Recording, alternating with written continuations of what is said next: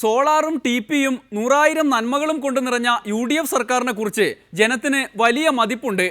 ലോക്സഭാ തെരഞ്ഞെടുപ്പൊക്കെ വരികയല്ലേ, കോൺഗ്രസ് കരകയറുമോ എന്ന ചോദ്യമാണ് പലരും ചോദിക്കുന്നത്. വെള്ളാപ്പള്ളി നടേശനും ചെന്നിത്തലയ്ക്കും സ്വാഭാവികമായും വ്യക്തമായ നിലപാടുണ്ട്. ഡൽഹി തെരഞ്ഞെടുപ്പിന് മെസ്സേജാണ്. ആ ഡൽഹി തെരഞ്ഞെടുപ്പിന്റെ മെസ്സേജ് കോൺഗ്രസ് തെരഞ്ഞെടുപ്പിൽ പരാജയമടയുക ആദ്യത്തെ സംഭവമൊന്നുമല്ല. ഏതായാലും കോൺഗ്രസിന് അഖിലേന്ത്യാ കോൺഗ്രസ് പരാജയപ്പെടാറുണ്ട്, വിജയിക്കാറുണ്ട്. അത് ഓരോ പരാജയങ്ങളിൽ നിന്നും പാഠങ്ങൾ ഉൾക്കൊണ്ടുകൊണ്ട് വിജയത്തിലേക്കുള്ള ചവിട്ടുപടിയായി അതിനെ മാറ്റുക എന്നുള്ളതാണ് ഞങ്ങളുടെ ലക്ഷ്യം. അഖിലേന്ത്യാ ലെവലിൽ കോൺഗ്രസിന് വൻ പരാജയമാണ്. വെല്ലുവിളികളെ അവസരങ്ങളാക്കി മാറ്റാനാണ് എപ്പോഴും കോൺഗ്രസ് പാർട്ടി ശ്രമിച്ചിട്ടുള്ളത്.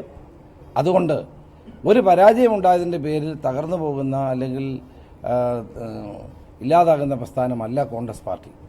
അപ്പം അതുകൊണ്ട് തീർച്ചയായിട്ടും ജനവിധി ഞങ്ങൾ അംഗീകരിക്കുന്നു. പരാജയങ്ങളിൽ നിന്ന് പാഠങ്ങൾ ഉൾക്കൊള്ളും.